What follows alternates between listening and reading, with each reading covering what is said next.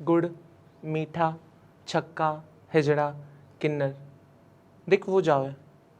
कितने सारे शब्दात लेकर मैं अपनी ज़िंदगी में आज यहाँ आई हूँ। मेरी एक क्या भी कहानी थारे सारा के बीच में। राम राम जी, मैं थारी आपके अपनी सना चौधरी। आप सब लोग का न्यू मानना होगा कि मैं डबल मीनिंग जोक्स करती हूँ, मैं उल्टा सीधा बोलती हूँ, गालियाँ देती हूँ, ताली बजाती हूँ, मांग के खाती हूँ, बहुत सारी चीज़ें करती हूँ। पर आप गलत हैं, बहुत ज़्यादा गलत। मेरी ज़िंदगी में बहुत सारी चीज़ें ऐसी हैं जो शायद आपको पता नहीं है। बहुत सारी चीज़ें ऐसी हुई हैं जो आपका जानना बहुत ज़रूरी है, क्योंकि जो मेरी कहानी है वो आप तक पहुंचाने के लिए मैं यहाँ आई हूँ। एक बहुत ही मिडिल क्लास फैमिली में पैदा हुई थी मैं, एज अ लड़का, boy, but not bye my feelings. और धीरे धीरे धीरे धीरे बचपन से ही लड़कियों वाली आदतें, लड़कियों की तरह चलना, उठना, बैठना, सब चीज़ें करना। किसी को ये थोड़ी पता था कि मैं आगे जाके एक लड़की बन जाऊँगी। किसी को ये थोड़ी पता था कि आगे जाके मैं सोशल मीडिया पे आऊँगी और फेमस हो जाऊँगी। पर लोगों को तो लगता है कि फेमस होना बहुत ईजी है, पर ऐसा नहीं है। लोगों को लगता है लड़की होना बहुत ईजी है, पर ऐसा नहीं है।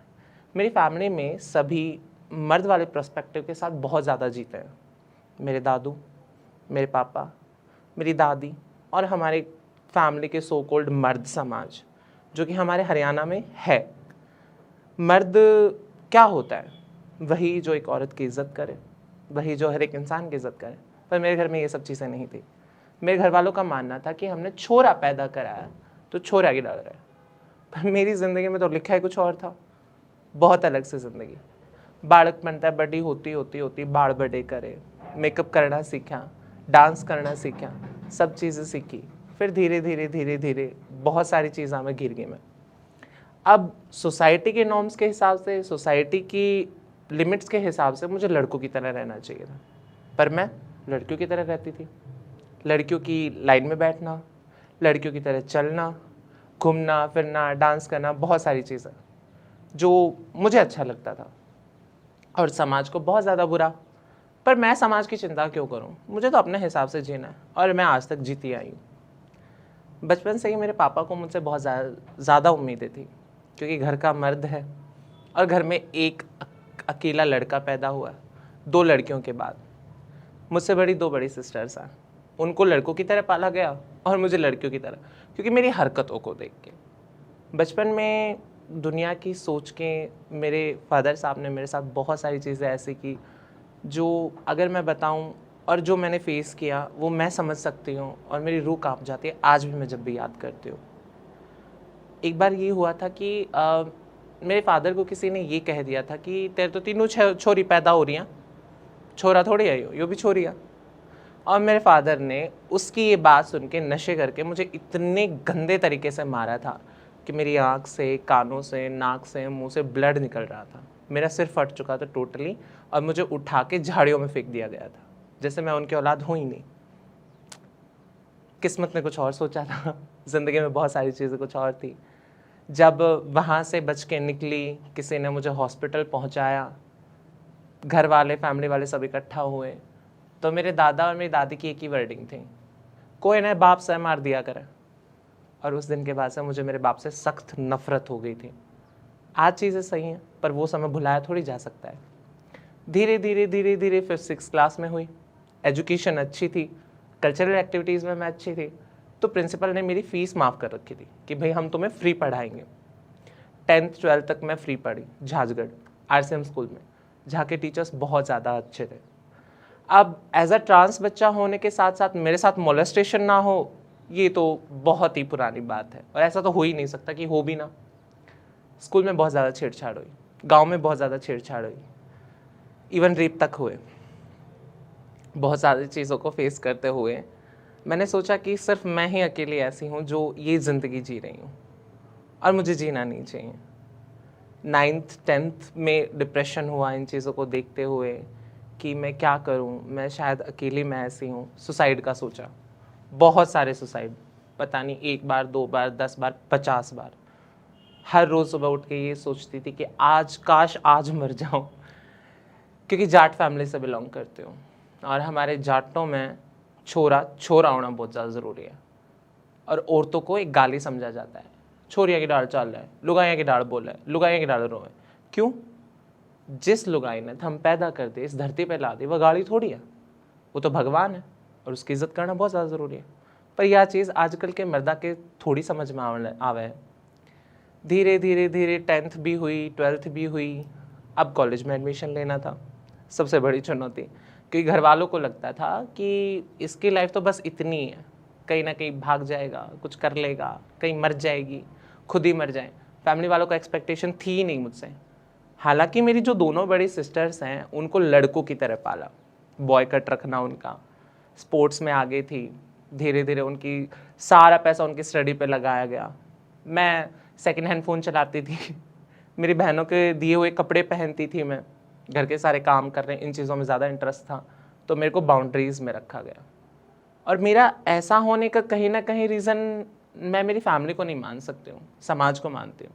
क्योंकि अगर आप लोगों ने मेरे माँ बाप के दिमाग में वो चीज़ नहीं डाली होती तो शायद आज मैं अपने माँ बाप के साथ रहती और वो मुझे इतना टॉर्चर भी नहीं करते।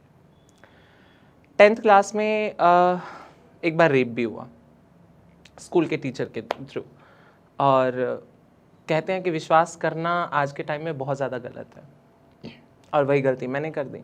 ज़िंदगी में पहली बार कोई इंसान इतना ज़्यादा क्लोज़ आया कि उसे समझना चालू किया। धीरे धीरे धीरे बातचीत हुई, मैंने अपने बारे में चीज़ें बताई और उन्होंने मुझे बोला कि हाँ ठीक है, खुद को एक्सेप्ट करो और एक्सप्लोर करो। मेरे लिए एक्सप्लोर करने का मतलब था कि सबको बता देना कि मैं ट्रांसजेंडर हूँ, और मुझे इस चीज़ पे गर्व होता था कि मैं ट्रांसजेंडर हूँ, क्योंकि मैं बहुत ज़्यादा अलग हूँ। पर लोगों के लिए तो वो तो बहुत बदनामी की बात थी, धब्बा था। उसी चीज़ का उन्होंने फ़ायदा उठाया क्योंकि बहुत मासूम थी मैं, कोई मेरी बातों को सीरियस लेता ही नहीं था, मजाक समझते थे। इवन मेरे घर वालों ने भी मजाक ही समझा उसे, ले दे के सब चीज़ों में थोड़ी आगे बढ़ी। धीरे धीरे 12th हुई, मैंने स्कूल में किसी को नहीं बताया, फैमिली में किसी को नहीं बताया, और ऐसे करते करते शायद मेरे स्कूल में 2-3 और ट्रांसजेंडर्स बहनें थी या ट्रांस मैन थे जिनके साथ उन्होंने सेम चीज़ की। अब क्या होता है कि जिस संगत में आप बैठते हो ना, वहाँ आपके 1-2-3 दोस्त ऐसे बन जाते हैं जिनके साथ आप सब चीज़ें शेयर करते हो।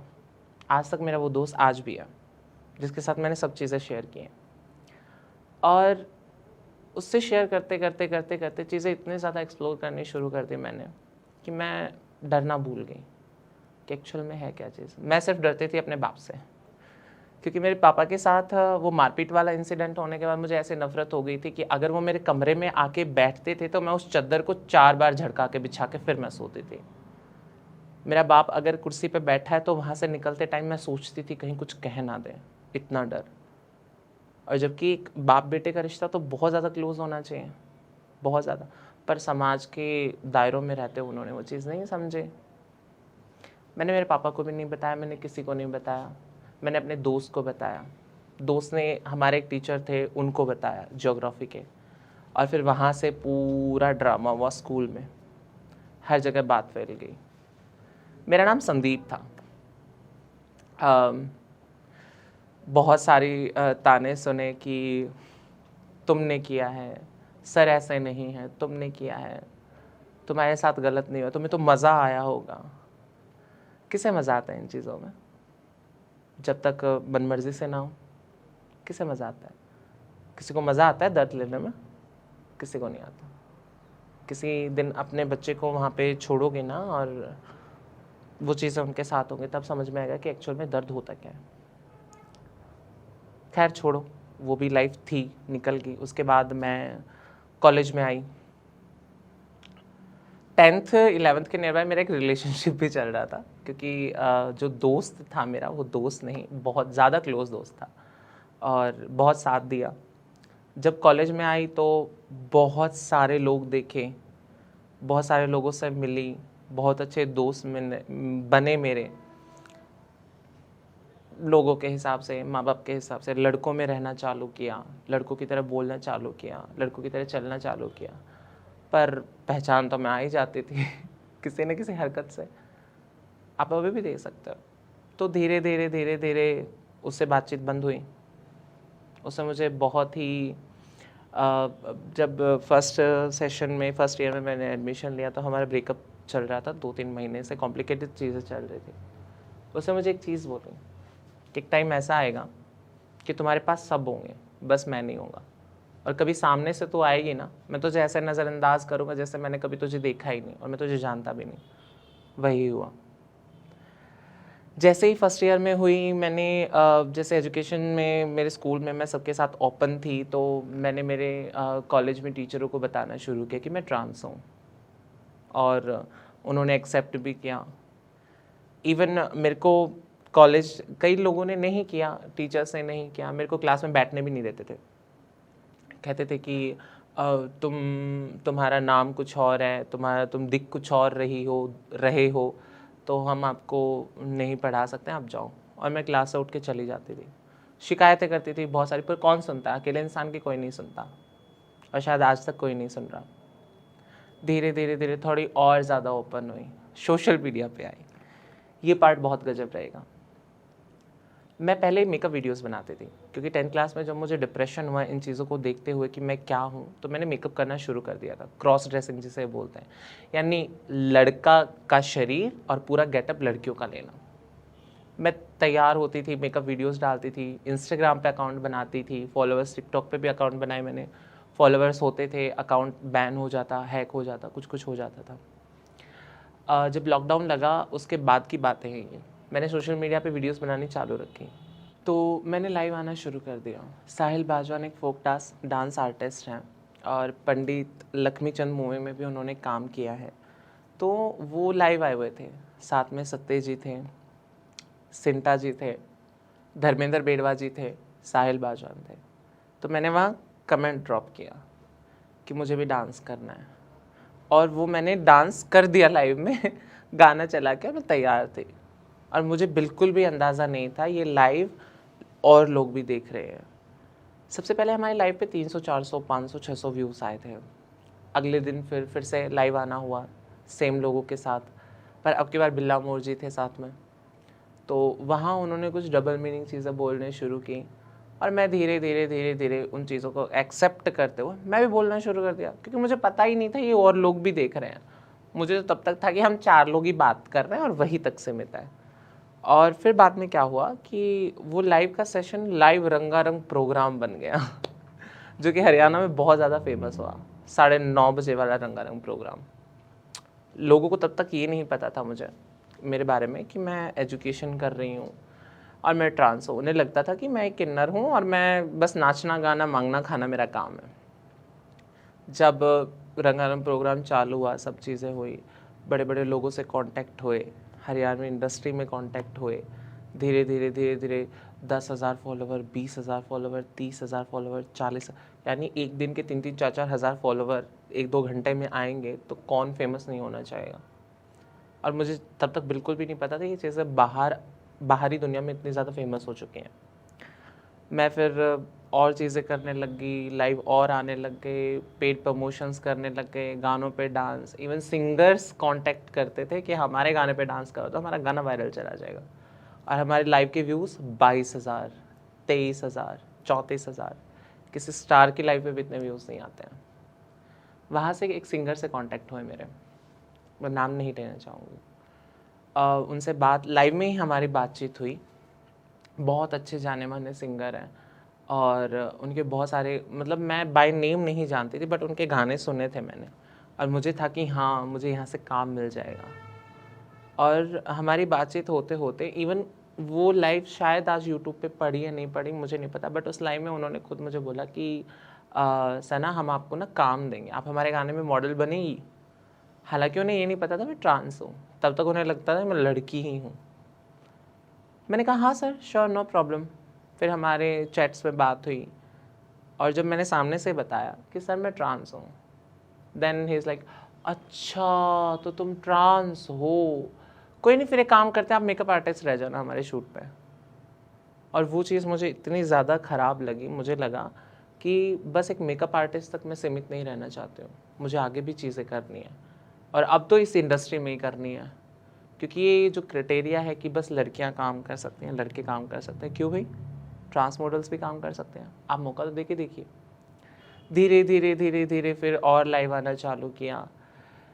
मेरे पास शूट आया फिर देसी बिस्ला चैनल से, मेरी लाइफ का पहला शूट कॉमेडी वीडियो का।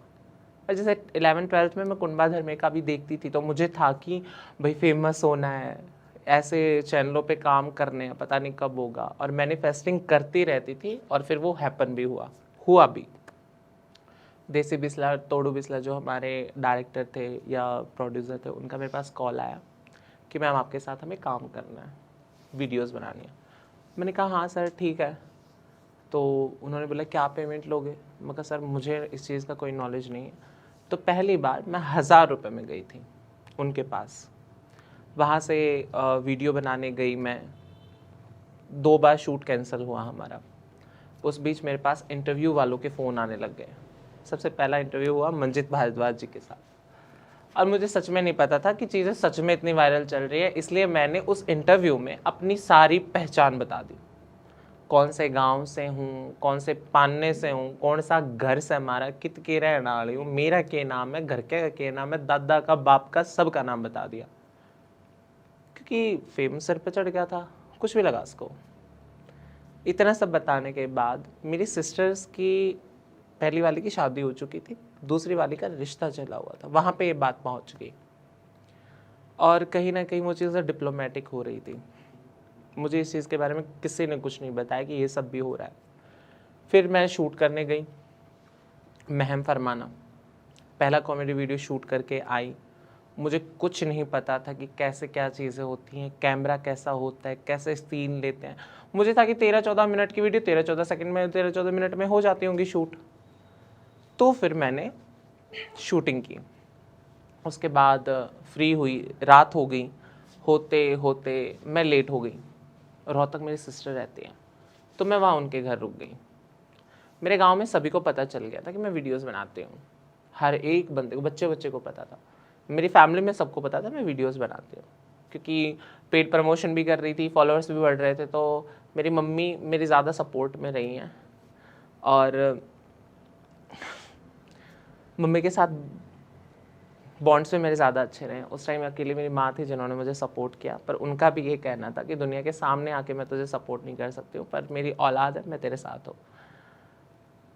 प्रमोशन से पैसे इकट्ठे कर करके चीज़ें करती थी, मेकअप लेके आती थी, ड्रेसेस लेके आती थी, मम्मी को कुछ दिला दिया, फीस भरनी होती थी, घर के खर्चे होते थे, क्योंकि पापा मेरे ड्रिंक करते थे और कमाते नहीं थे, और दादू सूबेदार रिटायर है, तो उनमें तो अकड़ी पूरी नहीं होती थी, तो एक एक पैसे के लिए मोहताज थे, तो धीरे धीरे चीज़ें खुद ही मैनेज कर रही थी मैं।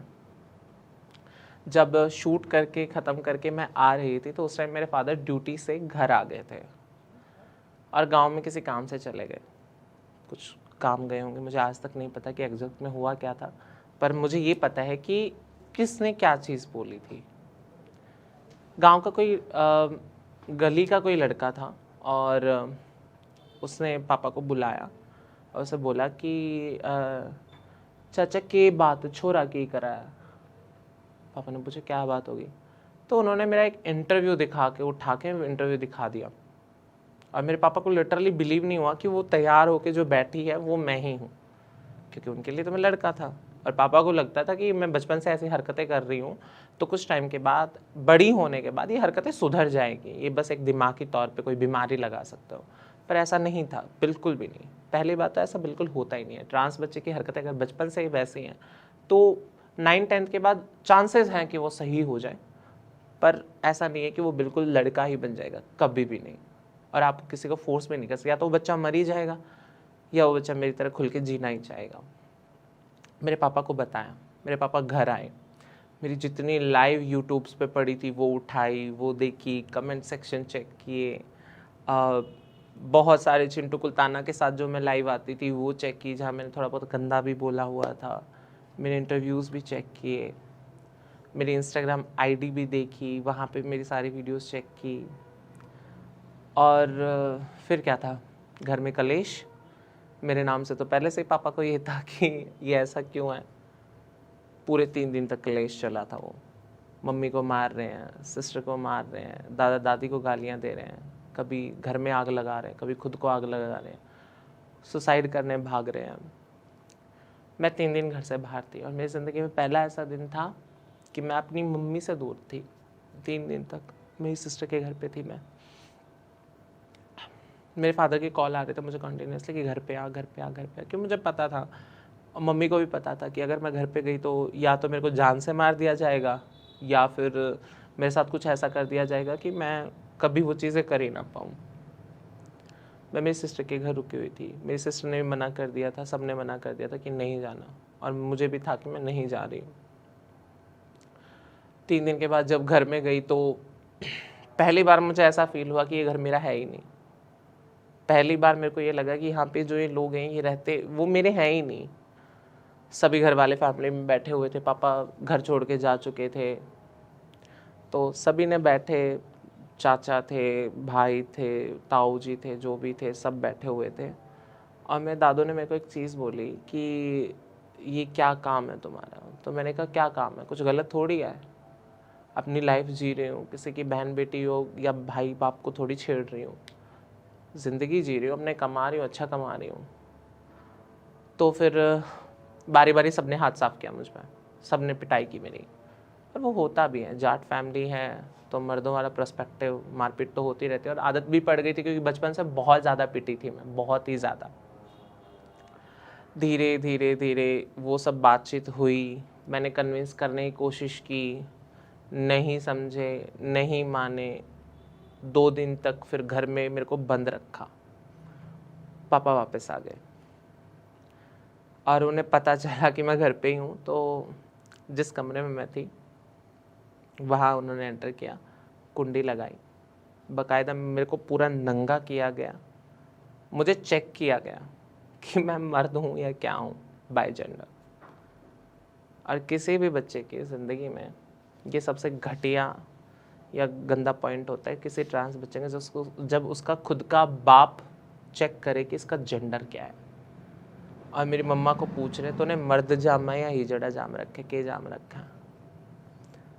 मेरी मम्मा के पास कोई जवाब नहीं था। क्या जवाब देती हो, और क्या जवाब हो भी क्या सकता उस टाइम पे, क्योंकि चीज़ें इतनी ज़्यादा वायरल हो गई थी कि कोई सुनने के लिए तैयार ही नहीं था। लोगों को लगता था कि मैं फेमस हो गई हूँ, बहुत ज़्यादा पैसा आ गया, बहुत गाड़ियाँ, महंगी गाड़ियों में घूमूंगी, एप्पल का फ़ोन, सब चीज़ें। पर मेरे लिए चीज़ें वैसी नहीं थी। वो फेम मेरे घर के लिए कैसा था वो मुझे पता है। मेरे घर पे तो तांडव हो रहा था, तबाही में मातम बना हुआ था। मुझे फिर से मारा गया, बहुत गंदे तरीके से मारा गया। मेरे इस हाथ में बहुत गंदी चोट आई थी, हाथ काम करना बंद हो गया था, थोड़े बहुत फ्रैक्चर्स आए थे। कह सुन के मैं फिर भी उसी बात पे रही कि नहीं, मैं यही काम करूँगी, मेरे को ऐसे ही रहना है, ये रहना, वो रहना। और जितनी बार मैं ये जवाब देती उतनी बार मेरी उतनी पिटाई होती। पूरा एक दिन खूब मार पिटाई होने के बाद मेरे को पूरा नीला बना दिया गया था। मेरे बाप ने घर में बंद कर दिया, खाने को कुछ नहीं दिया। पापा फिर चले गए, निकल गए, क्योंकि उस घर में रहना ही नहीं चाहते थे। फिर मैंने सोचा कि अब तो घर छोड़ने में फ़ायदा है, तो मेरे दादू ने बोला कि या तो ये लाइन छोड़ दो या ये घर छोड़ दो।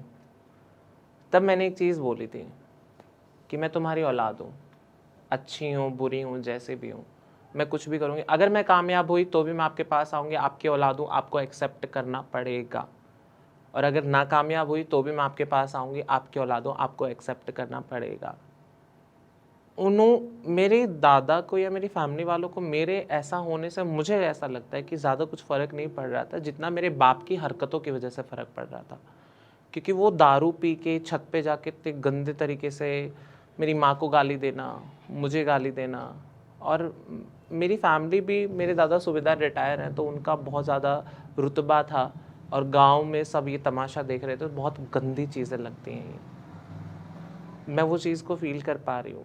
और मैंने वो फ़ील किया भी उस टाइम पे कि रातों को मैं अपनी माँ को लेके घर से निकल जाती थी, और 2-2 3-3 दिन तक मैं धर्मशालाओं में, दूसरे गाँव में मेरी मौसी के घर पड़ी रहती थी। इवन मैं बस स्टैंड पे भी सोई हूँ 3-3 दिन तक, क्योंकि मेरा बाप मारता था दारू पी के।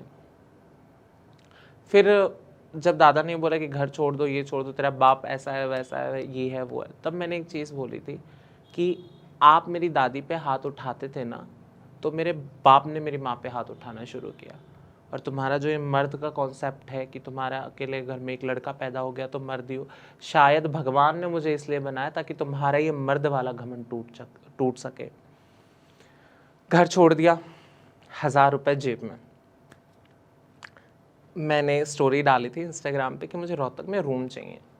और बाकायदा मेरे को 1 घंटे में रूम मिल भी गया था। और मुझे था कि अब मैं क्या करूं, क्योंकि रूम का किराया 3,500 और पहली बार घर से दूर जा रही हूं, तो वैसे भी बहुत परेशान कि क्या होगा क्या नहीं होगा, कैसे करूँगी कैसे नहीं करूँगी। पर पीछे दिख रहा है कि हाँ अगर यहाँ पे रही तो मेरे को ज़िंदा मार देंगे। मैंने घर छोड़ दिया। अपने कुछ मेकअप्स, कुछ कपड़े, कुछ ड्रेसेस, कुछ हील्स, कॉलेज का बैग, कॉलेज की बुक्स लेके मैं घर से निकल गई। रोहतक आई। रोहतक एक बंदे से कांटेक्ट हुआ जिसने रूम दिलाया था मुझे। तो उसने मुझे रेंट के लिए बोला। मैंने कहा मेरे को 2-3 दिन का टाइम दो, मैं तुम्हें रेंट दे दूँगी। और मैंने प्रमोशंस करने चालू कर दिए, जहाँ से मेरा खर्चा निकला है। मैंने रेंट भी पे कर दिया था और मैंने एडवांस 4-5 महीने का पे कर दिया था। मैं उस कमरे में रहने लग गई।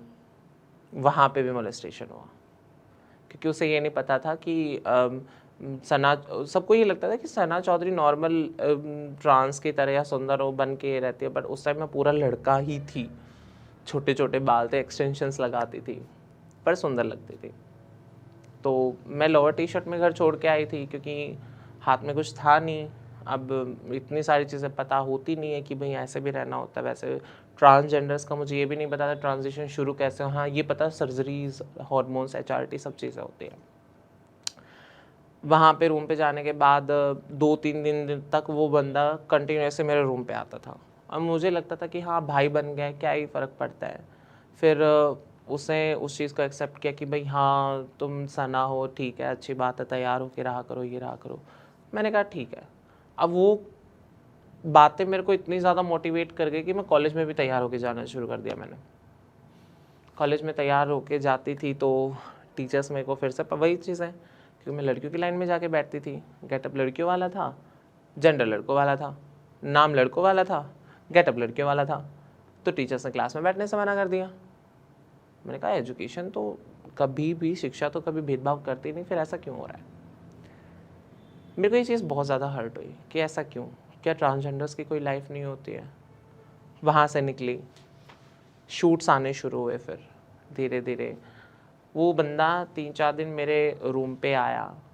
चौथे पाँचवें छठे दिन उस बंदे ने ड्रिंक करके रात को मेरे दरवाजे खटखटा रहा बड़े गंदे तरीके से, और मैंने लॉक कर रखा था। 3-4 दिन से मैं सोई नहीं थी, क्योंकि घर से दूर थी मैं, अपनी माँ से दूर थी मैं, और मेरे को नींद आ नहीं रही थी। मेरे को समझ में नहीं आता मैं क्या करूँ। वो कंटिन्यूसली दरवाज़ा नॉक कर रहा था और मेरे को लग रहा था कि अब क्या होगा, अब मैं क्या करूँ, कहाँ जाऊँ मैं, क्योंकि कोई संभालने वाला नहीं था। क्योंकि घर पे रहती थी तो मम्मी, कोई मेरे को कुछ कह देता तो मम्मी चली जाती थी उनको सुनाने, उनके लड़के को पीटने, उनके घर पे शिकायत लेके। यहाँ पे कौन जाए, सब चीज़ें खुद करनी होती थी।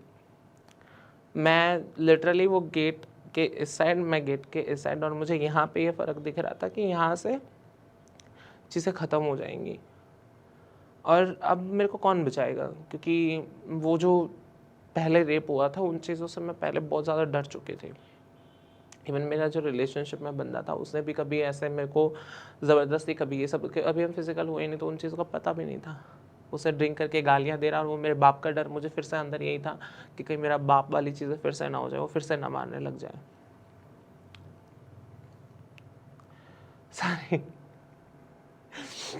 फिर क्या हुआ कि मैंने वो दरवाज़ा नहीं खोला, वो दरवाज़ा तोड़ने लग गए, नीचे से पूरा दरवाज़ा टूट गया, ऊपर से कुंडी नहीं खुली। और मैं कर रही कि माता रानी बस आज बचा लो, कल मैं ये रूम खाली कर दूंगी, माता रानी आज बचा लो, कल मैं ये रूम खाली कर दूंगी।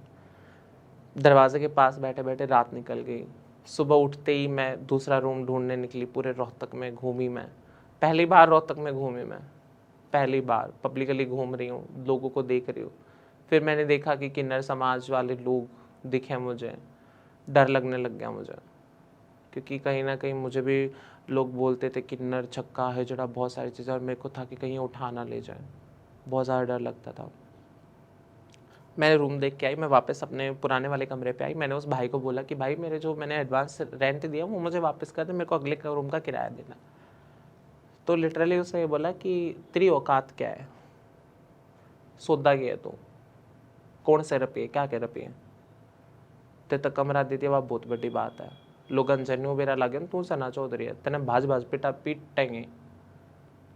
मेरे को ये चीज़ और ज़्यादा हर्ट हो गई कि ऐसा क्या है, क्या मैं अपनी लाइफ खुल के नहीं जी सकती हूँ? मैं सेक्टर 4 में मूव ऑन कर गई, BPL एक्सटेंशंस में रहने लगी। वहाँ से फिर मेरे को शूट्स के काम आने चालू हो गए, बहुत बड़े बड़े चैनल्स पे काम करने लगी मैं, बहुत सारे छोटू सरपंच, सुनील मलिक, बहुत सारे चैनल्स पे काम किया। स्टार्टिंग में खूब पैसा आया, खूब पैसा मेकअप्स पे इन्वेस्ट किया, कपड़ों पे इन्वेस्ट किया, सब चीज़ों पे इन्वेस्ट किया। मेरे को लगा कि अब लाइफ सॉर्टेड है, अब किसी की सुनने की ज़रूरत नहीं है। अब तो बस ये है कि भाई हाँ, अपना कमाओ खाओ, अब अच्छे अच्छे मूवीज़ मिलेंगे, काम करूँगी, गाड़ियों में घूमूंगी, आईफोन ले लूँगी, ये ले लूँगी, वो ले लूँगी। पर अभी तो स्ट्रगल शुरू हुआ था, मेरे को ये थोड़ी पता था कि अभी धक्के खाने और लिखे हैं। शुरू के 3-4 महीने खूब काम आया, 3-4 महीने के बाद काम आना बंद हो गया टोटली, और मेरे को समझ में नहीं आ रहा था अब मैं क्या करूं, क्योंकि जितने पैसे थे वो सारे मैंने अपनी चीज़ों में इन्वेस्ट कर दिए, ख़रीदारी में, क्योंकि लड़कियों वाली थिंग्स, शॉपिंग करना, इधर घूमना उधर घूमना, ये चीज़ें करना वो चीज़ें करना। फिर मैंने सोचा कि अब मैं क्या करूं, अब तो काम भी नहीं आ रहा। मैं इवन हर चैनल के डायरेक्टर को दिन में 6-6 बार फ़ोन करके, हाँ जी सर कैसे हो, क्या कर रहे हो, ठीक हो सर, घर परिवार सर, प्लीज़ काम ज़रूर देना, हर बंदे को कॉल करके मैं चीज़ बोलती थी, सर प्लीज़ काम ज़रूर देना, सर प्लीज़ काम ज़रूर देना, कोई रोल हो तो मेरे लिए ज़रूर बताना। पर मुझे ये चीज़ें नहीं बताती कि हरियाणवी इंडस्ट्री में ट्रांस है ही नहीं काम करने के लिए, और कोई है, पहली बार मैं काम कर रही हूँ और मेरे को काम मिलना बहुत मुश्किल होगा। साथ में मैंने रील प्रमोशन का काम शुरू कर दिया। रील नेशन करके कोई प्रमोशन हाउस था, वहाँ से मेरा कांटेक्ट हुआ किसी किसी के थ्रू, और फिर मैंने प्रमोशन रील्स बनानी चालू कर दी। कुछ मेरी सैलरी, कुछ जो भी मेरी इनकम थी वहाँ से आ जाती थी, 10-15 जो भी थी, कुछ कभी कभी शूट आ जाते वो कर लेती थी। फिर मैंने एज अ डांसर काम शुरू कर दिया, बार्स में, स्टेज डांसर्स, सांगों में, और मुझे उस चीज़ का भी कोई नॉलेज नहीं था। एक बच्चा अपने घर में सब चीज़ें मिल रही हैं, सब चीज़ें हो रही हैं, सडनली उसको समाज की वजह से ऐसी लात लगती है कि वो रोड पे आ जाता है। अब उसे जगह जगह नाचना भी पड़ रहा है, लोगों का मन बहलाना पड़ रहा है, काम के लिए भीख मांगनी पड़ रही है, सब चीज़ें करनी पड़ रही हैं। मैं स्टेज डांस करने लग गई, धीरे धीरे धीरे जींद की साइड मैंने ज़्यादा काम किया स्टेज डांस में। उस टाइम मेरी मम्मी से बात होती थी, पर कभी कभी होती थी। मेरी सिस्टर की शादी आने वाली थी, मैंने दिसंबर में घर छोड़ा था, अप्रैल में मेरी सिस्टर की शादी थी जिसका रिश्ता तय हो रखा था। तो इस बीच जितना पैसा मैंने कमाया, जो भी मैंने जोड़ा था, सेविंग, पर्सनल प्रोग्राम या कुछ भी स्टेज डांस करके जो भी पैसा मैंने जोड़ा था, मेरी सिस्टर का मेरे पास कॉल आया कि घर वाले अब शादी करने से मना कर रहे हैं क्योंकि उनके पास ज़्यादा बजट नहीं है, और वो कहीं ना लव कम अरेंज मैरिज थी उनकी, तो शी इज़ लाइक कि हाँ मेरे को शादी ज़रूर करनी है। तो मेरे को भाई ऐसी चीज़ें है, मैं कहा ठीक है तो टेंशन ना ले, मैं पैसे भेज रही हूँ। मम्मी आई, मेरी मम्मी का पहली बार ऐसा हुआ कि मेरी मम्मी सामने से मेरे को बोली नहीं, मैंने पैसे दिए, मेरी मम्मी घर चली गई। शादी से 2 दिन पहले मेरी सिस्टर का मेरे पास कॉल आता है कि तू शादी में मत आई हो, और मैं यहाँ सब तैयारियाँ करके बैठी हूँ कि मैं ये डालूंगी, इस इवेंट पे ये डालूंगी, इस फंक्शन पे ये डालूंगी, मैं ये चीज़ें गिफ्ट करूँगी, ये करूँगी, वो करूँगी। मेरी सिस्टर ने बोला तू शादी में मत आई हो। मैंने पूछा क्यों? बोले वो तेरे इंटरव्यूज़ हैं ना, वो तेरी लाइव हैं, वो ज़्यादा फेमस हो गई हैं, और ना तेरे जीजू को भी पता लग गया है कि तो ऐसे ऐसे, उनके यार दोस्तों को सबको पता है, ठीक है, और उनकी बेइज्जती हो जाएगी। आप सोच सकते हैं कि एक बहन जिसके साथ राखी का इतने सालों से खून का रिश्ता है, हर रक्षाबंधन पे राखी बांधे, वो खुद बहन अपने भाई को या अपनी बहन को, जो भी है, एक ट्रांस को, अपने खून का रिश्ता होते हुए ये कह रही है कि तू शादी में मत आई हो। वहाँ मैं टूट गई। अब क्या किया जाए, सारे जितने भी फीलिंग्स थे सब मर गई, फैमिली से मोह टूट गया। मैंने नंबर चेंज कर लिया। नंबर चेंज करने के बाद घर वालों के फ़ोन पुराने नंबर पे बज रहे हैं, इंस्टाग्राम पे रिश्तेदारों की रिक्वेस्ट आ रही है, सब चीज़ें हो रही हैं, ये हो रहा वो हो रहा। मैंने इग्नोर कर दिया। मेरे को था कि पैसा कमाना बहुत ज़्यादा ज़रूरी है, क्योंकि पैसे के लिए सिस्टर का कॉल आया, पैसे के लिए उस बंदे ने मेरे से लड़ाई की, पैसे के लिए बहुत सारी चीज़ें हुई, तो मैं पैसा ही कमाऊँगी अब मैं और स्टेज शो करने लग गई। तो जींद में कोई सांगी था, उसका एक लड़का था, उससे मेरी बातचीत शुरू हो गई। नॉर्मल, जो एक नॉर्मल लड़के और लड़की के बीच में बातें शुरू होती है। तो मैं ट्रांस थी, तो उन्होंने बोला कि हाँ तुम हमारे प्रोग्राम करवा दो, ये करवा दो, वो करवा दो। बातचीत होते होते होते 2-3 महीने में वो चीज़ें रिलेशनशिप पे शुरू आ गई। अब मुझे दुनिया की इतना समझ थी नहीं कि मैं क्या करूँ क्या ना करूँ, क्योंकि कॉलेज टाइम पे जो रिलेशन था उस बंदे ने मेरे को संभाला ही था। यहाँ पे मेरे को ये थोड़ी पता था दुनिया इतनी धोखेबाज है। ये रिलेशनशिप जब शुरू हुआ सब चीज़ें बहुत नॉर्मल चल रही थी, सब चीज़ें बहुत ज़्यादा नॉर्मल चल रही। धीरे धीरे उन्होंने मेरे को अपने घर पे रखना शुरू कर दिया। वहाँ पे मैं नौकर बन के रहती थी दुनिया के सामने, और उस लड़के का कहना था तुम मेरी वाइफ हो। एक ट्रांस की लाइफ में सबसे बड़ी फीलिंग ये होती है कि उसकी शादी हो, उसके बच्चे हों, इवन वो एक बहुत अच्छी फैमिली में जाए और जो उसका हस्बैंड है उसके माँ बाप की सेवा करे। और जहाँ तक जितनी भी मेरी ट्रांस बहनें हैं सबका यही सपना होता है। मैं उसके घर में रहती थी, सब चीज़ें होती थी, उसकी मम्मी भी थी, उसकी पूरी फैमिली ने एक्सेप्ट किया था मुझे कि हाँ ये चीज़ है, पर मुझे क्या पता था इनके मुंह पे कुछ और चेहरे के पीछे कुछ और है। सारा दिन घर का काम करना, शाम को स्टेज डांस करके आना, फिर बर्तन साफ़ करना, सबके लिए खाना बनाना 9-10 बंदों का, और फिर शाम को रात को 12-1 बजे सोती और 8 बजे फिर उठा दिया जाता था। फिर घर के काम करना, कपड़े धोना, पता नहीं क्या क्या कुछ नहीं किया। नौकर, टोटली नौकर। उस लड़के की अपने बाप के साथ कुछ लड़ाई हो गई, उसे जहर खा लिया, वो ब्लेम मुझ पे आया। पुलिस केस हुआ, वो ब्लेम मुझ पे आया। पुलिस वालों ने 2 दिन तक मुझे हवालात में बंद रखा था। वहाँ पे मुझे लगा कि अब मैं क्या करूँ, अब तो ये तो मरने वाली सिचुएशन है, पर अभी कहाँ ज़िंदगी इतनी बड़ी है, अभी कहाँ रेस ख़त्म होती है। मम्मी का कॉल आया मेरे पास, थाने में थी मैंने कहीं ना कहीं से मम्मी से बातचीत होने लग गई थी उस दौरान, तो मम्मी का कॉल आया मेरे पास। थाने वाले बंदे ने फ़ोन उठाया, मम्मी को बताया कि ऐसे ऐसे सीन हो गया। मम्मी ने पापा को बताया, पापा बोला कि मरे चाहे जिए कुछ करे हमें मतलब नहीं, हम नहीं जा रहे हैं। अकेली मेरी मम्मी थी जो आई थी वहाँ पे जींद। वहाँ से मम्मी मेरे को निकाल के लेके आई। फिर मैंने उनको, जिनके घर पे थी, मैंने उनको पेमेंट के लिए बोला, और ये 30-40-50 हज़ार रुपये मेरे वहाँ इकट्ठे हो चुके थे। मैंने पेमेंट के लिए बोला क्योंकि मेरे दादू बहुत ज़्यादा बीमार थे, एडमिट थे, और मेरे को वहाँ पे जाना था। पैसे तो बहुत ज़्यादा ज़रूरी, पैसे कमाने के लिए निकली थी मैं। तो उन्होंने बोला कि हमारे पास कोई पैसा नहीं है, मना कर दिया। मम्मी को मैंने घर भेज दिया, सेक्टर 4 में फिर से उसी फ्लैट में आई जिसका किराया मैंने 2-3 महीने से नहीं दिया था। फिर से जेब खाली, फिर से नया स्ट्रगल शुरू। अब क्या किया जाए। उस टाइम पे फिर मेरे को लगा कि अब मेरे को मेकअप आर्टिस्ट बनना चाहिए, मेरे को मेकअप का काम करना चाहिए। और मुझे वो डिसीज़न मेरी लाइफ का आज तक मुझे लगता है कि मैंने बहुत सही किया। फिर मैंने सोचा कि कोई पार्लर ज्वाइन कर लेती हूँ। मैंने पार्लर ज्वाइन किया, मेकअप अच्छा आता था तो 1-2 महीने में सब सीख गई थी। धीरे धीरे वहाँ पे जॉब करने लगी, पैसे आने लग गए, सब चीज़ें हुई, सॉर्टेड। फिर मुझे लगा कि अब लाइफ बिल्कुल नॉर्मल चल रही है, स्मूथ चल रही है, अब किसी चीज़ की ज़रूरत नहीं। ट्रांस कम्युनिटी में बैठने उठने लग गई, किन्नर समाज में बैठने उठने लग गई। और मैं एक ऐसे इंसान हूँ, अगर मुझे कोई चीज़ बुरी लगेगी तो शायद मैं आपके मुंह पे बोल दूँगी ये चीज़ गलत है। और इस वजह से किन्नर समुदाय के लोगों के साथ वो लोग मेरे अगेंस्ट हो गए थे, मेरे बैर हो गए थे उनके साथ।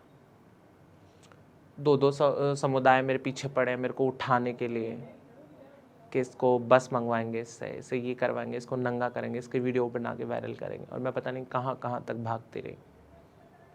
सब चीज़ें होते मुझे बस एक ही चीज़ का विश्वास था कि कुछ भी हो बस मेरी माता रानी मेरे साथ है, और उस चीज़ के अलावा मैं कुछ नहीं जानती।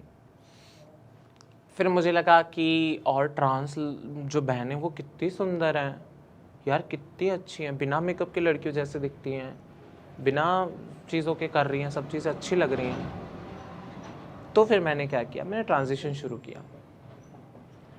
ट्रांजिशन में सबसे पहले प्रोसेस आती है काउंसलिंग, उसके बाद हार्मोन रिप्लेसमेंट थेरेपी। काउंसलिंग मेरी हो चुकी थी पहले ही, मैंने हार्मोन रिप्लेसमेंट थेरेपी शुरू की। हार्मोन रिप्लेसमेंट थेरेपी में क्या होता है कि आपके टेस्टोस्टेरोन लेवल को बहुत ब्लॉकेज कर दिया जाता है, ब्लॉक कर दिया जाता है बाय पिल्स, गोलियों से, और आपका एस्ट्रोजन लेवल डेवलप किया जाता है। उस वजह से आपकी बॉडी में चेंजेस आते हैं। अगर बहुत ज़्यादा मस्कुलिन बॉडी, वो बहुत डाउन चली जाती है, वीकनेस बहुत ज़्यादा आती है, आप वजन नहीं उठा सकते, आपको सांस बहुत जल्दी चढ़ने लग जाएंगे। अब वही चीज़ मेरे साथ हुई। मैंने हार्मोन शुरू किए, धीरे धीरे धीरे वीकनेस आने लगी, बाल बढ़ने लगे, थोड़ी फेमिनिन लुक आने लगी। करते करते करते करते चीज़ें मैंने अपनी स्टडी भी कंटिन्यू की। फिर मास कम्युनिकेशन फर्स्ट ईयर फिर से मैंने एडमिशन लिया। गैप ईयर हो गया था बीच में क्योंकि फाइनेंशियल क्राइसिस, फैमिली प्रॉब्लम, सब चीज़ों की वजह से। स्टडी कंटिन्यू करते करते मैं ओपन हो गई। मेरे को लगा कि अब मेरे को चीज़ें और एक्सप्लोर करनी चाहिए, और एक्सप्लोर करनी चाहिए, और एक्सप्लोर करनी चाहिए। ज़िंदगी में लोग आते गए, जाते गए, आते गए, जाते गए। हर तरह के लोगों को देखा, हर तरह के इंसानों को देखा। लाइफ में एक्चुअल चीज़ें क्या होती है वो देखा। कहानी अभी यहाँ कहाँ ख़त्म हुई थी। धीरे धीरे धीरे धीरे फिर वहाँ सेक्टर 4 से निकल के मैं सन सिटी आई। सन सिटी में मैंने फ्लैट लिया रेंट पे। मेरे को लगा कि मेरे पैरों को जगह तो होनी चाहिए, मेरी खुद की छत होनी चाहिए। अगर इतने साल से मैं बाहर हूँ तो एटलीस्ट मेरा खुद का घर तो होना चाहिए। तो मैंने लोन उठा के अपना एक खुद का फ्लैट ऑन कर लिया। वहाँ से मेरे को लगा कि चीज़ें अब और ज़्यादा सही हो गई है, और ज़्यादा सही हो गई है। शूट्स आने बंद हो गए थे, मेकअप का काम शुरू कर रखा था, तो वहाँ से सैलरी आती थी, जो कुछ मैं अपने आप पे इन्वेस्ट करती थी। सेविंग्स तो क्या ही कर रही थी मैं, कुछ लोन भर जाते, सेविंग्स कुछ नहीं होते थे मेरे साथ। फिर किन्नर समुदाय वाले लोगों से पाला पड़ना शुरू हुआ। सच में बहुत बुरे इंसान होता है। ऐसा आपको लगता है कि ये दुआ देते हैं, ये बद्दुआ दे देंगे, ऐसा कुछ भी नहीं होता। सबसे पहली चीज़ तो ये, आप ये लॉजिक समझ लीजिए कि जिसका दिल अंदर से बहुत ज़्यादा दुखी होगा, जिसको समाज ने ठुकरा दिया है, जिसको किसी ने नहीं अपनाया, उसकी बद्दुआएं लगेंगी। जिन्होंने किन्नर समुदाय के काम को सिर्फ पैसों के लिए किया है, उसका क्या ही कह सकता है, उसकी बद्दुआएं थोड़ी लगेंगी। किन्नर समुदाय वाले लोगों ने मेरे साथ कांटेक्ट बनाने शुरू कर दिए। किसी ने प्रमोशंस के लिए, किसी ने वीडियोस के लिए, किसी ने मेरी सेक्सुअलिटी जानने के लिए, तो किसी ने किसी मेरे को डिस्क्लोज़ करने के लिए कि भाई हाँ इसका जेंडर क्या है, हम वो बताएंगे लोगों को। क्योंकि उस टाइम सोशल मीडिया पे बहुत कम लोगों को पता था कि मैं एज अ बॉय रहती हूँ। लोगों को तो लगता है मैं बहुत लग्जरियस लाइफ जी रही हूँ, पर ऐसा नहीं था। फिर धीरे धीरे शूटिंग करते करते मैं और लोगों के साथ रीच आउट हुई। मुझे आज भी याद है, एक सेट है, मैं नाम नहीं लूँगी किसी का, वहाँ पे एक लड़के के साथ, मेल मॉडल के साथ मेरी बातचीत थोड़ी ज़्यादा अच्छी होती थी। हम बहुत ज़्यादा क्लोज़ फ्रेंड थे, और वो हमारे सेट पे अकेला एक ऐसा बंदा था जो हंसी मजाक बहुत अच्छे करता था, और मुझे उसका वो बिहेवियर बहुत अच्छा लगता था, जो कि कॉम्प्लीमेंट्री है कि भाई किसी लड़के में कुछ चीज़ अच्छी लगती है तो मैंने कॉम्प्लीमेंट कर दिया। तो वहाँ पे मेरा नाम उसके साथ जोड़ दिया गया कि भाई सना का और इसका कुछ ना कुछ चल रहा है। उस लड़के को बिठा के, मेरा शूट ख़त्म हो गया था, मैं घर आ गई थी, उस लड़के को बिठा के पूरी टीम ने मेरे ऊपर स्पेशली डिस्कशन किया गया। डिस्कशन क्या कि सना का जेंडर क्या है। उन्होंने प्लानिंग बनाई कि हम एक होटल के रूम में बुलाएंगे सना को, वहाँ पे हम हिडन कैमरास फिक्स करेंगे, और ये जो लड़का जिससे सना के साथ अच्छी बॉन्डिंग है, इसके थ्रू हम सना को बुलाएंगे, और फिर जब इनकी फिजिकल इंटीमेसी होगी तब हमें पता चल जाएगा सना का जेंडर क्या है। ये चीज़ें मुझे पता नहीं थी। अच्छा, जिन लोगों के बीच में बात हुई, कोई मेरे धर्म का भाई बना हुआ था, कोई बहन बनी हुई थी, और जब मुझे ये चीज़ें पता चली, literally I am totally break down कि सच में ये चीज़ें भी होती है इस इंडस्ट्री में। हाँ, काम नहीं मिलता है ट्रांसजेंडर को, समझ में आता है, सपोर्ट नहीं करते, समझ में आता है, पर इतनी गिरी हुई हरकत करते हैं, ये तो बहुत गंदी चीज़ है। फिर मैंने वहाँ से कांटेक्ट ख़त्म कर दिया। मेरे को लगा कि इंडस्ट्री लाइन मेरे को छोड़ ही देनी चाहिए, क्योंकि काम तो मिल नहीं रहा। पूरा टोटली मेरा फ्लॉप टाइम आ चुका था। मैंने फिर खुद पे फोकस किया। धीरे धीरे हॉर्मोन्स ले रही थी, इधर ये लाइफ चल रही है, फैमिली के साथ बातचीत शुरू हो गई थी। एक चीज़ याद रखना दोस्तों, ज़िंदगी में ना जब अच्छा टाइम आता है तो बहुत अच्छा टाइम आता है, और बुरा टाइम कभी बता के नहीं आता। ये आपके ऊपर डिपेंड करता है कि आप ज़िंदगी में टाइम को कैसे देखते हो, उस टाइम पे किन लोगों के साथ रहते हो, किन लोगों के साथ नहीं रहते हो। धीरे धीरे धीरे धीरे मैं और कम्युनिटी में इन्वेस्ट करने लग गई, टाइम, खुद पे पैसा इन्वेस्ट करने लग गई, सब चीज़ें होने लग गई। फिर एक बंदा आया मेरी लाइफ में, और पहली बार मेरी ज़िंदगी में किसी लड़के ने मुझे ये बोला था कि मुझे शादी करनी है। दिवाली वाले दिन वो बंदा मेरे घर पे पहुंच गया, मेरी मम्मी के पास, शादी का रिश्ता लेके। मेरी मम्मी से बातचीत की, मेरी मम्मी ने मुझसे पूछा कि क्या है, क्या क्या सीन है। मैंने बोला कि मैं इस बंदे को जानती तक नहीं हूँ, ये इंस्टाग्राम के थ्रू मुझे मिला है, 2-3 बार मिले, नॉर्मल बातचीत हुई है, ऐसा फ्रेंड, ऐसा कुछ नहीं है। मुझे टाइम चाहिए। उस बंदे के साथ मैं लिव इन में रहने लग गई। Toxic relationship. वहाँ पे मेरे को समझ में आया कि दोस्त कितने ज़्यादा ज़रूरी होता है। उस टाइम मेरे 2 क्लोज दोस्त थे जो मेरे साथ ही रहते थे, वो ट्रांस ही थे। उसने उनके साथ भी बॉन्डिंग बनानी चालू कर दी, और जितनी कम्युनिटी है जो इतना मेरी कम्युनिटी का सपोर्ट मैंने पाया, जो जॉब करने के लिए आगे मैं सोच रही थी या जिनके पास कॉल करती थी वो एक कॉल पे मेरे साथ खड़े रहते थे, उन सभी के साथ मेरा कट ऑफ करवाना शुरू कर दिया। मेरी फैमिली के साथ भी। मेरे फादर साहब उस टाइम घर पर नहीं आए थे। पापा घर पे आने लग गए, ड्रिंक करके फिर से मम्मी के साथ मारपीट, सब चीज़ें। मैं हर दूसरे दिन घर पे पहुंची रहती थी जस्ट बिकॉज कि वो मारपीट करते थे। उस बंदे ने मेरा ऐसा माइंड वॉश किया कि पापा की इन हरकतों को देख के उसने मुझे एक चीज़ बोली कि तुम मम्मी पापा का तलाक करवा दे। और मैंने ये चीज़ करवानी शुरू कर दी, सिर्फ किस लिए कि ज़िंदगी में एक प्यार ऐसा भी मिले जो मुझे एक्सेप्ट करे, जो मुझे बस में ताली मारने वाली ना समझे, रोड पे प्रोस्टिट्यूशन करने वाली ना समझे, जो मुझे ट्रांस ना समझे, अपने घर की बहू समझे और अपने घर पे लेके जाए। ऐसा मुझे लगता था, पर उसके दिमाग में तो कुछ और ही चल रहा था। वही पुरानी बात, मुंह पे कुछ और, चेहरे के पीछे कुछ और। धीरे धीरे मेरी एक ट्रांस फ्रेंड थी, उसके साथ उससे बॉन्डिंग ज़्यादा बना ली। किस लिए? ताकि मैं कहीं पे भी जाऊँ, शूट पे किसी के साथ भी जाऊँ, किसी फ्रेंड से मिल रही हूँ, किसी से भी मिल रही हूँ, वो 24 घंटे की CID उसे दे। ये रिलेशनशिप 7-8 महीने चला। उसके बाद वो बंदा सडनली गायब हो गया मेरी लाइफ से। एकदम से मेरे रूम से चला गया, फ़ोन बंद कर लिया, और मैं फिर से डिप्रेशन में आ गई कि अब मैं क्या करूं, क्योंकि एक ज़िंदगी में प्यार बहुत ज़्यादा ज़रूरी होता है, पर मेरी ज़िंदगी में कहाँ है ये सब चीज़ें। एक फेल्योर रिलेशनशिप के बाद मेरे को लगा कि अब मेरे को मूव ऑन करना चाहिए।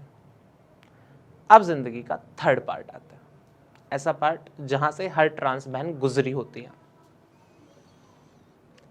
शूट बंद हो चुके थे, जॉब छोड़ दी थी, फ्रेंड छोड़ दिए थे, जेब में एक पैसा नहीं, घर वालों से मांग नहीं सकती, मम्मी से एक प्रॉमिस कर रखा कि ज़िंदगी में कभी किन्नर समुदाय में जाके जो हिजड़ों वाले काम है वो नहीं करूँगी। मेरी मम्मी ने यही चीज़ बोल रखी थी, तुझे जो करना है, लड़की बन के रहना, लड़का बन के रहना, जो भी बन के रहना बन के रहे, पर हिजड़ों वाले कोई काम नहीं करनी। किसी दिन मुझे ये लगा कि तू कहीं मांग के खा रही है, अगर मेरी औलाद होते हुए मैं तुझे एक्सेप्ट कर सकती हूँ, मैं तुझे गोली भी मरवा दूँगी। और मुझे इस चीज़ का बहुत ज़्यादा गर्व था कि मेरी मम्मी मुझ पर इतना ट्रस्ट करती है। पर यहाँ पे मेरे को वो कस्में या बहुत सारी चीज़ें तोड़नी पड़ी, प्रोस्टिट्यूशन करना पड़ा, धंधे पे उतरना पड़ा। वो टाइम ऐसा था, मुझे समझ में आया कि अकेले पैसे से भी कुछ नहीं होता, कितना कमा सकते हैं आप। और मैं मानती हूँ कि ज़िंदगी में, पूरी दुनिया में प्रोस्टिट्यूशन में जितना पैसा है ना, कहीं नहीं है, और हम उसी काम को गंदा बताते हैं। तब मुझे समझ में आया कि क्यों करती हैं ट्रांसजेंडर्स प्रोस्टिट्यूशन, कमा के क्यों नहीं खा रही है, क्योंकि आप लोग नौकरियां नहीं दे रहे हैं, आप लोग सपोर्ट नहीं कर रहे। मैं आपके घर पे आके एक नौकरी, एक सिर्फ एक झाड़ू पोछे की जॉब मांगूंगी, क्या आप मुझे नौकरी देंगे? नहीं देंगे। मैंने जॉब्स के लिए इतना ट्राई किया, कहीं जॉब नहीं मिली। फिर मैं अब क्या करूं? कुछ तो चाहिए जीने के लिए। रोड पे उतर गई, ना अलग अलग लोगों से मिले, मोलेस्टेशन हुआ, पिटाई हुई, पुलिस वाले उठा के लेके गए, बहुत सारी चीज़ें हुई। लोगों को लगता है कि ये सब मैंने नहीं किया, पर हुआ ये, और ये सच है। ये चीज़ें आज तक किसी को नहीं पता, क्योंकि जब मैं वहाँ जाती थी, वहाँ पे मेरा एक अलग कैरेक्टर होता था और मेरे को कोई पहचान भी नहीं पाता था। बहुत सारे लोगों ने पहचाना, फैमिली का प्यार नहीं था, कहाँ जाऊँ, क्या करूँ। फिर मैंने सोचा कि सिर्फ यहाँ तक तो मैं अपनी लाइफ ख़त्म नहीं कर सकती हूँ, क्योंकि ये तो वही चीज़ें होगी, मैं दुनिया से अलग कर ही क्या रही हूँ। बुरा टाइम आता है, सब में आता है, पेट के लिए सब चीज़ें करनी पड़ती हैं, और मैंने की भी। उसके बाद मैंने अपनी स्टडी कंप्लीट की, मेरे को लगा कि अब मेरे को जॉब करनी चाहिए, और माता रानी की कृपा से मेरे को जॉब मिल भी गई एज अ कम्युनिटी मोबिलाइजर, जो कि मैं आज तक कर रही हूँ पिछले 2 साल से, 1-1.5 साल से। तो एज अ कम्युनिटी मोबिलाइजर में क्या होता है कि आपको ट्रांस कम्युनिटी की HIV टेस्टिंग करानी होती है, मेडिकल सर्विसेज प्रोवाइड करानी है, गवर्नमेंट सर्विसेज प्रोवाइड करानी है, जो कि ट्रांस कम्युनिटी को सरकार जो भी सर्विसेज देती है उनके लिए, क्योंकि ट्रांस लोग इस चीज़ के लिए अवेयर नहीं होते हैं। धीरे धीरे धीरे चीज़ें करते हुए आज मैं यहाँ तक पहुँच गई हूँ। यहाँ तक ये जर्नी सिर्फ आसान नहीं होती, क्योंकि एक बच्चे से उसकी माँ का दूर होना बहुत बड़ी बात होती है।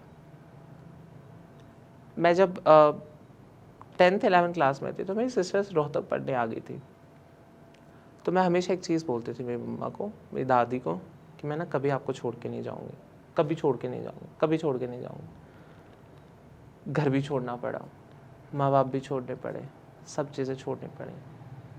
अब भी याद आती है घर वालों की, पर क्या कर सकते हैं, सोसाइटी एक्सेप्ट थोड़ी करेगी, और स्ट्रगल अब तक जारी है। सबसे बड़ी प्रॉब्लम, इंडस्ट्री लाइन में आने के बाद काम नहीं मिलता। क्यों? उनको लगता है कि मेरा जेंडर सबसे ज़्यादा मैटर करता है, पर मुझे लगता है कि मेरा टैलेंट और मेरा गट सबसे ज़्यादा मैटर करता है। अगर मैं खुद को इतने बड़े स्ट्रगल लाइफ से लेके मैं यहाँ तक खड़ा कर सकती हूँ, तो मुझे 4 लोग देख के बोल सकते हैं कि भाई ये सुंदर है, तो मैं कुछ भी कर सकती हूँ। क्योंकि एक हरियाणा में होते हुए सेंटर ऑफ द पॉइंट बनना बहुत मुश्किल होता है, कि अगर 10 लोग हैं और 11वें बंदे आप हो, तो 10 के 10 बंदे आपको देखें, बहुत मुश्किल है अटेंशन पाना। आज भी लोग गालियाँ देते हैं, पर मैं उस चीज़ को पॉजिटिव लेती हूँ कि हाँ, लोगों के पास इतना टाइम है, इतने बिजी टाइम में, कि लोग 2 मिनट का या 2 सेकंड का टाइम निकाल के मेरे पे गालियाँ दे रहे हैं, क्योंकि किसी के पास टाइम है ही नहीं इतना। कौन किसको समझता है और किसको क्या पड़ी है। मैं कहाँ जाके अपने घर पे जाके खाना खा के सोऊंगी अभी, आप लोग ये वीडियो देख के ख़त्म कर दोगे। पर ज़रा सोचिएगा ज़रूर कि लाइफ में क्या ज़रूरी था मेरे लिए। बच्ची थी मैं, माँ बाप का सब चीज़ें मैंने देखी, माँ बाप का प्यार छूटा, घर बार छूटा, हर चीज़ ख़त्म हुई, फिर से सब चीज़ें कर रही हूँ और फिर से स्ट्रगल कर रही हूँ। रिलेशनशिप में अनसक्सेसफुल रही मैं, माँ बाप के लिए एक अनसक्सेसफुल बच्चा रही मैं, ना माँ बाप के लिए एक अच्छा बेटा बन पाई, ना बहनों के लिए अच्छा भाई बन पाई, ना किसी रिलेशनशिप में एक अच्छी गर्लफ्रेंड बन पाई, कुछ भी नहीं बन पाई मैं। स्टिल स्ट्रगल कर रही हूँ। हद से ज़्यादा प्रॉब्लम सोसाइटी के नॉर्म्स की वजह से, क्योंकि आप लोग समझना नहीं चाह रहे कि हमें एक्चुअल में चाहिए क्या। हमें कुछ नहीं चाहिए। आप बोल रहे हैं ना किन्नर समाज के हम बहुत ज़्यादा इज्जत करते हैं, भगवान मानते हैं। भगवान मत मानिए, नॉर्मल इंसान मानिए। मैं आपके पास खड़े होकर सिर्फ पानी का गिलास पी रहे हैं और आप ऐसे मेरे को ऊपर से नीचे से देखिए, वो मत देखिए। नॉर्मल लड़की की तरह देखिए। हमें ये भगवान वाली इज्जत चाहिए ही नहीं, किसी को नहीं चाहिए। हमें सिर्फ चाहिए कि आप अपने पास बैठा के ये पूछ सके कि क्या हुआ, तुम ठीक तो हो। आप नॉर्मली हमें ट्रीट कर सको, दैट्स इट। और क्या चाहिए। और लोगों को ये लगता है कि ट्रांसजेंडर और किन्नर समाज एक होते हैं, ऐसा नहीं है। किन्नर समाज वो होता है जो एक समुदाय है, जो बहुत पुरानी परंपरा को फॉलो करता आ रहा है, महाभारत रामायण टाइम से, कि उनका काम मांगना खाना ही है। और ट्रांसजेंडर क्या होता है कि बायोलॉजिकली उनका जेंडर कुछ और होता है, उनकी फीलिंग्स कुछ और होती है, जिसे जेंडर डिस्फोरिया बोलते हैं। साइंस बहुत ज़्यादा तरक्की कर गई है। आज मैं इस स्टेज पे आ गई कि मैंने अपना ऑपरेशन भी कराया, सर्जरीज भी कराई, सब चीज़ें कराई। आज लोग जानते भी हैं, सब चीज़ें करते हैं, पर लोग असल में मेरे को एक्सेप्ट नहीं करना चाह रहे। ऐसा क्यों? क्योंकि आप मौका ही नहीं देना चाह रहे। आप अपने घर से लगा के देखिए, कुछ नहीं पता कल को आपका बच्चा ट्रांस पैदा हो गया, क्या आप अपने बच्चों को ऐसे ही फेंक देंगे जैसे आप किसी ट्रांस को देख के रिएक्ट करते हो? सोच के देखिए, आपका बच्चा भीख मांग रहा है बसों में, आपका बच्चा धंधे पे खड़ा है, आपका बच्चा धक्के खा रहा है, अपनी माँ से अलग है, अपनी फैमिली से अलग है, और दुनिया उसे गाली दे रही है। आपको कैसा लगेगा? सबसे पहले अपने बच्चे को समझिए कि आपका बच्चा चाहता क्या है। बहुत ही एक पैतृक पितृता सोच है और मुझे पता नहीं है कब सुधरेगी। लड़का पैदा होता है तो उसे ये कह के बड़ा करता है कि पढ़ लिख ले, गवर्नमेंट जॉब लग जा, अच्छी लड़की से शादी हो जाएगी and that's it, life settle down. लड़की को पढ़ लिख ले, घर के काम सीख ले, अच्छे घर में शादी हो जाएगी, बच्चे पैदा करने, दैट्स डाउन। हम कभी ये क्यों नहीं सिखाते कि पढ़ लिखो, अच्छे इंसान भी बनना। मेरी कहानी यहीं तक थी और आगे भी जारी रहेगी। पता नहीं कहाँ किस मोड़ पे एक और सना चौधरी आपको मिल जाए, एक और ख्वाहिश शर्मा आपको मिल जाए, एक और कम्युनिटी मोबिलाइजर या ट्रांसजेंडर वुमेन आपको मिल जाए। इज्जत देना, सब चीज़ें करना, पर कभी भगवान वाला दर्जा मत देना, कभी डिस्क्रिमिनेशन मत करना, क्योंकि ये करके आपके 10 रुपये मांगने के लिए मैं यहाँ नहीं आई हूँ ना। इतना लाइफ का बड़ा स्ट्रगल मैंने ये करके आपके 10 रुपये मांगने के लिए यहाँ खड़ी होने तक नहीं किया। मैंने ये स्ट्रगल किया है कि आपकी सोच बदल पाए, मेरे घर वालों की सोच बदल पाऊँ और मैं खुल के जी पाऊँ कि मैं क्या हूँ। बहुत सारी चीज़ें हो रही हैं, गवर्नमेंट बहुत सारी चीज़ें सर्विसेज प्रोवाइड करा रही है। अब रिसेंटली नायब सैनी जी ने जेंडर चेंज के लिए free of cost surgeries provide कराई है। जब सरकार कानून बदल रही है तो आपकी सोच क्यों नहीं बदल रही है? सोचिएगा ज़रूर। और कोई भी इंसान जिसको लगता है कि उसकी लाइफ की स्टोरी बहुत ज़्यादा अलग है, जैसे मेरी लाइफ की थी, और आप शेयर करना चाहते हैं, तो डिस्क्रिप्शन में फेसबुक आईडी, इंस्टाग्राम आईडी, उनके कॉन्टैक्ट्स, व्हाट्सअप नंबर सब हैं। आप विकी टॉक्स पे आके बता सकते हैं। विकी टॉक्स ज़रूर आएँ, कांटेक्ट करें, अपने दिल की कहानी ज़रूर शेयर करें। राम राम जी।